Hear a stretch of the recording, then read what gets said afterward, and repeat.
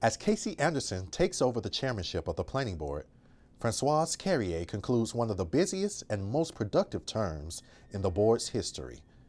For 4 years, she expertly steered the organization through an economic downturn and provided key leadership on an ambitious zoning code rewrite. What were her thoughts as her term came to an end? Well, here's Bridget Suiso with more.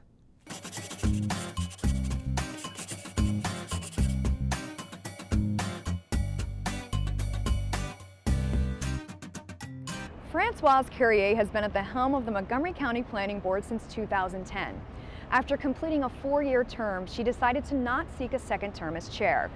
Recently, I had the opportunity to sit down with Ms. Carrier to discuss her tenure as Planning Board chair. I began the conversation asking her to reflect on the impact she has made on the county. Well, we have done a lot of important things in the time that I've been here. One of the big achievements in the planning department has been rewriting the zoning ordinance. Our old zoning ordinance, which I am more familiar with than I'd like to be, is 1,200 pages long, more than 400 footnotes. It's unwieldy and it's full of inconsistencies. No one should have a zoning ordinance that big.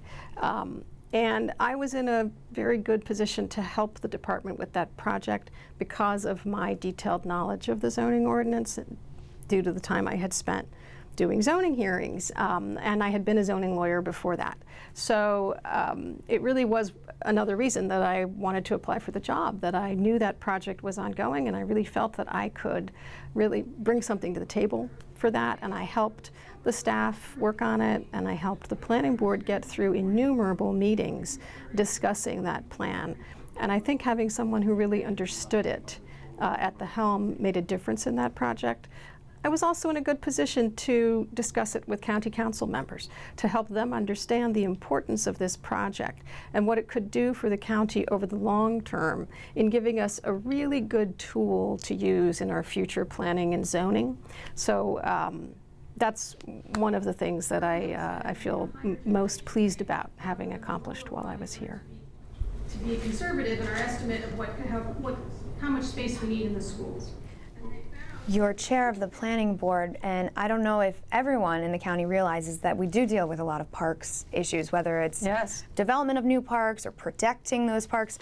Do you consider the role of the planning board to kind of be the protector or guardian of our green spaces in the county? Absolutely. We are the planning board and the Parks Commission. We don't have a separate Parks Commission in this county, so we serve both functions. And if you look at the state law that created us, it's very clear that one of our big functions is being a steward of that parkland.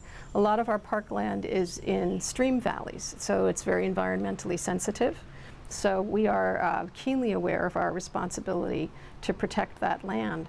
And at the same time, we have a lot of the parkland that's been developed for recreational purposes.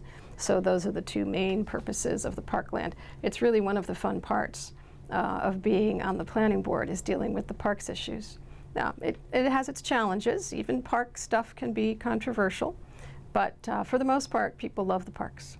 The conference that we recently hosted and that you attended and spoke at, Makeover Montgomery, talked a lot about transforming our suburbs and moving more towards what sort of amenities and ideas do we need to think about for an urban environment.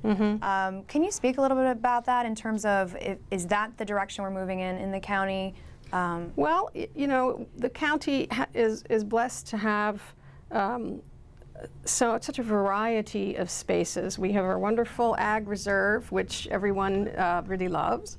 We have very beautiful established suburban neighborhoods. And then we have urban nodes, several of them around the county. And we have tried to, and are still trying to, really foster those to take advantage of the transit that we have. You know, lots of people are moving to Montgomery County. We have a steady growth rate. We expect growth to continue. We don't have space to keep building a lot of single-family houses. We're just running out of land for that. There is no intention that I'm aware of anyone in the planning department or the county council to start tearing down our single-family houses. We love those neighborhoods. So if we're going to have space for the new people who are coming, we're going to have to build it someplace else.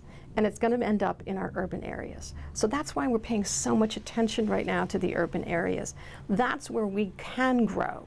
That's where we can accommodate additional dwellings and jobs and things to do for all the people that are coming to this county. So that's why you're going to see more high-rises and mid-rise buildings in our urban areas, and they're the places where that kind of construction fits. It fits with the character of the area.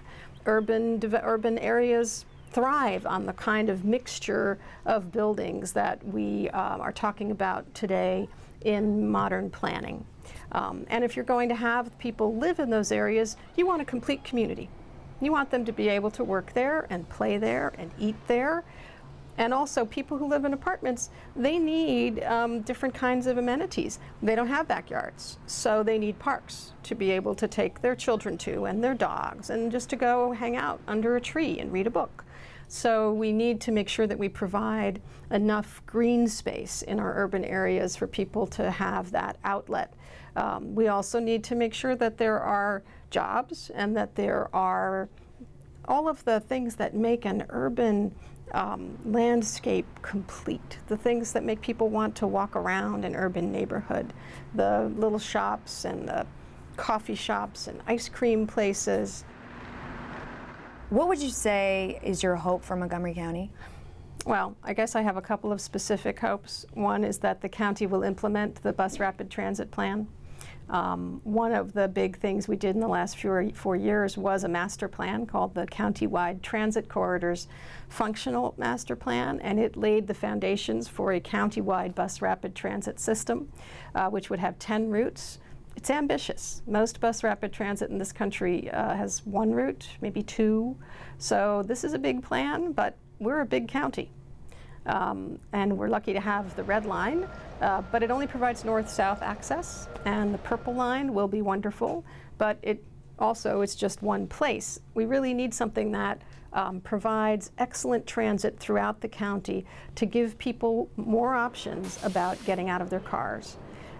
And given the congestion levels that we're suffering from, and just as importantly, the congestion levels that are projected 30 years from now, I really strongly hope that the bus rapid transit gets implemented and is as successful as we hope it will be.